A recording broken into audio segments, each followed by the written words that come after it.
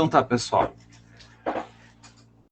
Preparei aqui para hoje, para nossa talk, né, um pouco daquilo que o pessoal vive, né, no meio do desenvolvimento ali. História de usuário, criação de história, escrita de história, escrever ou não escrever, como é que se faz, o que que se faz, por que que se faz, afinal de contas, vale a pena perder tempo escrevendo, não? Como é que eu faço para quebrar em tarefas, enfim, uma infinidade de coisas. Tá? E ao longo disso vocês vão entender por que que eu estou colocando como subtítulo disso, construindo a coisa certa. Tá? Então, vamos lá. Bom, em primeiro lugar, muito prazer. Meu nome é Alexandre Ferentinho, sou Agile Coach aqui na Solve System. Tá? Sou graduado em Gestão de TI, tá? Com MBA em Engenharia de Software. Trabalho já na área da TI mais ou menos desde 2005, com Agile desde o finalzinho de 2009. Além disso, sou casado, tá? Tenho 2 filhos, tenho 2 gatos, gosto muito de jogar. E quando sobra um tempinho, eu gosto de estudar alguns assuntos novos que não tem nada a ver com qualquer coisa que eu tenha falado antes. Tá? E agora eu peço também, ao longo do caminho, conforme eu for apresentando, vão deixando ali as perguntas de vocês ali para que eu consiga responder elas depois. Tá ok?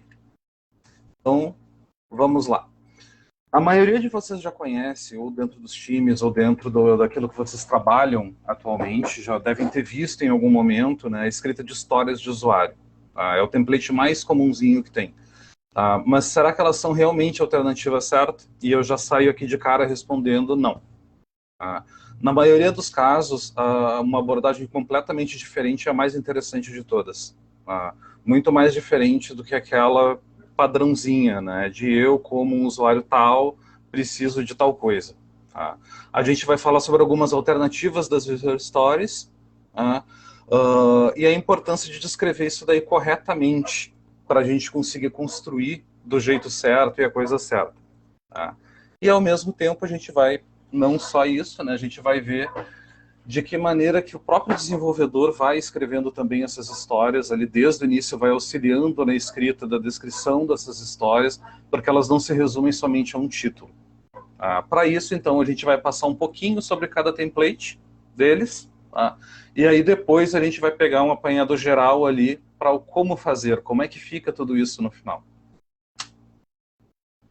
Bom, aqui a gente vai ter um template básico da User Story, tá? Que é o mais conhecido de vocês. Tá? Como um papel, uma persona, enfim, né, eu gostaria de a ação e qual é o valor de negócio que isso daí vai gerar. Tá? Exemplo disso. Como um cliente, eu quero pagar com cartão de crédito para conseguir pagar uma compra de valor alto em 10 parcelas. Tá? Normalmente as histórias de usuário elas acabam vindo mais ou menos assim. Né? Elas têm um título grande que dizem qual é o valor e para quem, né, que ela está gerando valor, por que, que a pessoa precisa daquilo, né? O quem, o que e o porquê. Esse daqui é o template básico da User Story. E o grande problema dela é, ela não me diz mais nada. Ela não me diz o que, que realmente eu tenho que fazer. Né? Esse pequeno exemplo aqui mesmo, beleza, eu preciso parcelar em 10 vezes. Tá, mas como que eu vou fazer isso? A gente não tem isso daí. Não tem isso dentro da User Story. A descrição que vai me sugerir isso. Depois disso, como segundo template, nós temos a System Story. A história de sistema, ela já nasceu também há bastante tempo, já deve ter quase 20 anos. Tá? Ela já veio com um template básico que aparenta ser mais longo, né? Porque ele exige um verbo de ação, um assunto, quem, o que ou para que ele existe. Tá? Então eu resolvi aqui trazer 2 exemplos, tá? Um no formato ainda da User Story e outro dentro desse padrão aqui para vocês sentirem a diferença. Tá? Aqui, como um bebedor de cerveja light, eu quero uma cerveja com menos álcool por volume, porque eu quero consumir menos calorias. Tá? Para os bebedores de cerveja, para quem não sabe, o álcool em si tem caloria, não é só a cerveja. Tá? É uma pena, mas tem. Agora aqui, já dentro do System Story, eu tenho aqui tudo ele completo. Eu preciso passar a cerveja pelo tanque tal, pelo evaporador, conseguir um nível mais baixo de ABV. Tá? Esse é o nível de teor alcoólico que é medido, né, durante o processo de fabricação da cerveja. Então, a diferença principal entre esses dois aqui é a System Story, ela está dizendo exatamente o que tem que ser feito. É uma forma disso daqui chegar para a pessoa que vai fazer, num formato em que, olha, o que tu tem que fazer é isso. É uma coisa bem mais simples. E vocês podem ver que isso daqui é muito mais prático ainda em momentos em que a gente não tem uma pessoa. No momento em que a gente não tem uma persona que a gente consiga utilizar na escrita, vocês vão ver que é muito mais fiel. Tá? Esse aqui é um exemplo que não tem uma persona. Aqui eu preciso migrar os bancos, migrar os dados do banco A para o banco B, para que os microserviços consigam apontar corretamente. Eu já trouxe aqui de propósito um exemplo em que eu não tenho uma persona, eu não tenho um usuário, eu não tenho um alguém, eu não tenho um ser humano envolvido nisso. Como é que escreve uma história de usuário baseado nesse ponto? Não existe isso.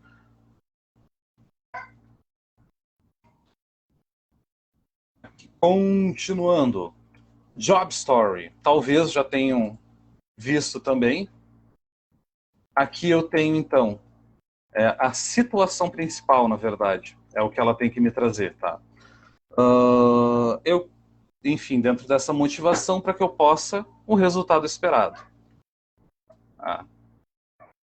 Situação, motivação e o resultado esperado. Quando um usuário acessa o sistema, eu quero que uma tela de boas-vindas apareça para que as notícias internas tenham maior visualização. Isso daqui, de uma maneira bem básica, seria: eu preciso que um pop-up abra com as últimas notícias toda vez que uma pessoa fizer login no sistema. É basicamente isso. Ela é muito menos utilizada, na verdade é quase nada utilizada, a gente não vê, eu não vejo mais nos dias de hoje em nenhum time isso sendo utilizado nesse formato.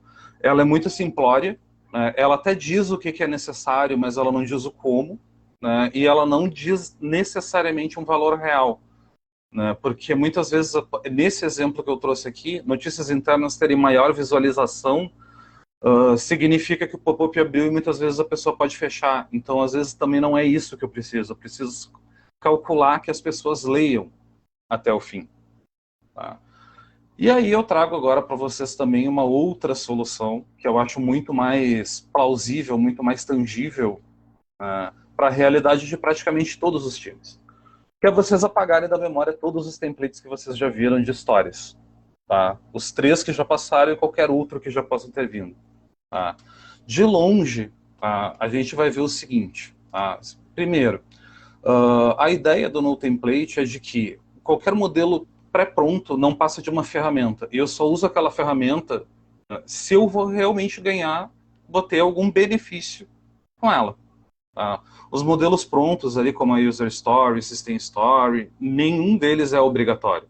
A menos que seja uma coisa top-down, veio lá da gestão, não, vai ter que usar e acabou. Tá, mas o que eu vou escrever então? Eu, como banco de dados, preciso ter os dados salvos corretamente? Não.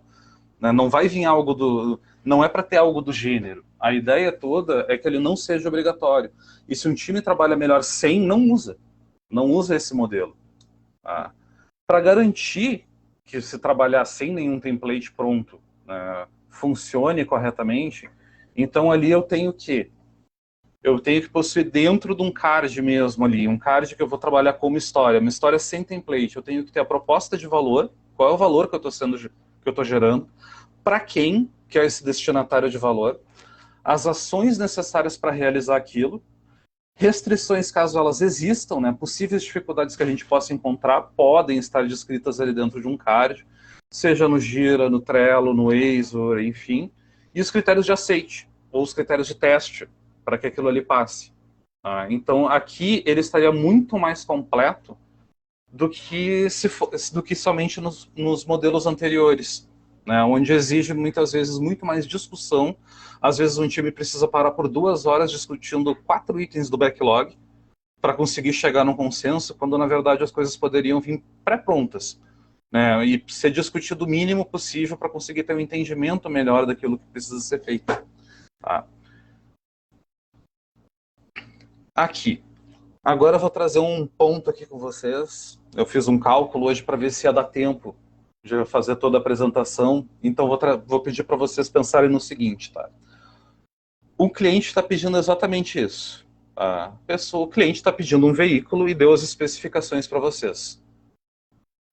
O produto precisa ter um motor com no mínimo 600 cilindradas, tem que ter 4 rodas, pneu de borracha montado em cada roda, tem que ter um volante, deve ser feito de aço e eu quero que ele seja vermelho. Alguns segundinhos aí só para vocês pensarem. Lendo essas especificações, o que vocês vão produzir? O que vocês têm ideia? Se vocês quiserem deixar nos comentários aí, podem deixar nos comentários. Para a gente saber o que vocês imaginam aí.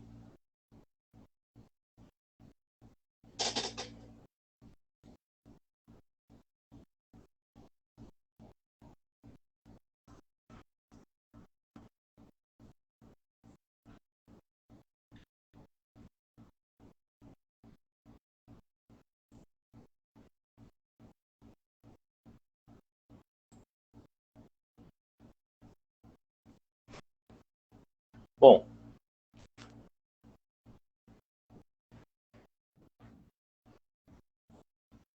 aqui nesse caso, então, o time fez o trabalho dele, respondendo exatamente aquelas especificações que eu fiz lá. Tá? Só que às vezes o óbvio precisa ser dito. Né?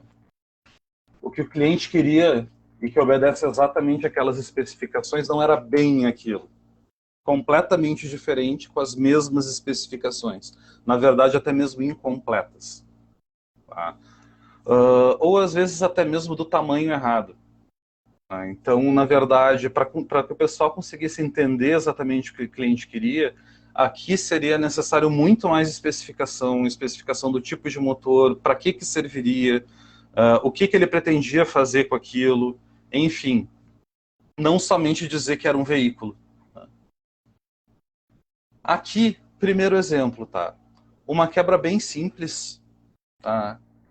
Passando do tema para épicos, para histórias e como ficou ali dentro de uma história. Tá? Isso desde lá a modularização de um sistema. Tá? Aqui foi uma ideia bem... Isso aqui é fake, tá? Só para vocês entenderem, não é de nenhum projeto que exista de verdade. Né? Eu criei somente como exemplo, por isso que tem alguns etcéteras ali perdido, tá? Mas ali vendo desde a quebra lá de um sistema de CRM, algo bem gerencial, gigantesco, né?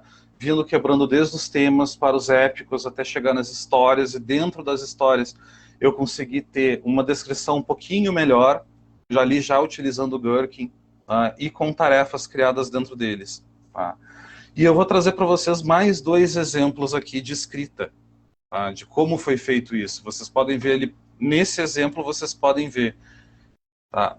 Ele está aqui de novo. Eu tenho 2 exemplos aqui, um card escrito pesquisa de logs de usuários e outro recuperação de senha. Enquanto um está escrito ali contendo uma história de usuário, né, dizendo que como gerente de TI precisa pesquisar os logs de um usuário específico para localizar as atividades realizadas no sistema pelo mesmo. Tá? Enquanto no outro, ele não fala isso, ele só fala o que ele quer realmente. Né? Ele quer permitir que a recuperação de senha para que o usuário não perca o acesso. Tá? Um com alguns critérios de aceite, outro com os critérios de aceite escritos no formato de checklist. Então aqui eu tenho 2 formatos de escrita que podem ser utilizados. Aqui esse exemplo eu peguei utilizando o Trello mesmo, onde 2 checklists foram criados no primeiro, um com os critérios de aceitação e outro com as tarefas a serem executadas, e o segundo com alguns casos de teste, né, de validação que vão ser feitos ali na descrição, e com tarefas já um pouco melhor detalhadas do que precisa ser feito para que aquilo ali se conclua. A moral da história aqui, gente, é basicamente o seguinte: se eu não tiver isso daqui todo escrito, a gente não vai construir a coisa certa. Se eu tivesse somente ali, eu preciso de uma recuperação de senha, sem garantir que os cenários estivessem de acordo, as pessoas que vão desenvolver de qualquer jeito. Ou daquilo que se imagina que seja. Olha, normalmente uma recuperação de senha funciona assim. Né? Vai ser por e-mail, vai ser por SMS. Enfim, é justamente durante o refinamento que a gente vai fazendo essas perguntas, e aí eu digo o seguinte, são os próprios desenvolvedores que vão deixando estes cards prontos. Muitas pessoas já falaram comigo até nesses últimos meses, tá, mas esse tipo de coisa não é o PO que tem que trazer? Não, em nenhum lugar está escrito que o PO tem que escrever isso daqui. O PO precisa deixar sinalizado exatamente o que ele quer. Mas quem vai parar e escrever no card mesmo vão acabar sendo os desenvolvedores, na linguagem que eles próprios entendam. Tá? Às vezes, muitas vezes, uma pessoa pode acabar ficando elencada, pode ser um arquiteto dentro do time, pode ser uma liderança dentro do time que vai ficar elencado. Aí, bom, enfim, não importa, vai variar de time para time. Tá? Mas o principal ponto aqui é que ele esteja completo o suficiente para que se uma pessoa nova chega no time e abre o card, beleza, eu já sei o que precisa ser feito. Eu não preciso que alguém pare e me explique o que é isso daqui, o que é tudo isso daqui. Não, eu abri isso, eu tenho que ter descrições suficientes para saber, né, o que tem para se fazer. Outros itens ainda podem entrar no card. Links específicos dá para se colocar ali dentro que levem para wireframes ou que levem para outras documentações ou documentações de análise, de referência, para ficar de um acesso mais fácil. Dá para o pessoal criar esses links aqui dentro. Vai funcionar, que é uma beleza. Aí eu digo, a gente usa isso em alguns projetos e colocar os links dentro dos cards, a pessoa está só com o Trello aberto. Clicou no link e aí a pessoa vai cair direto na tela que ela precisa. E esse card ele já foi refinado antes do desenvolvimento começar, e com isso, enquanto a pessoa está desenvolvendo, ela não perde tempo catando coisa, catando milho. Então, tem um monte de ferramenta para isso, dá para usar e abusar da descrição, tá? E deixar ok. Tá? E agora...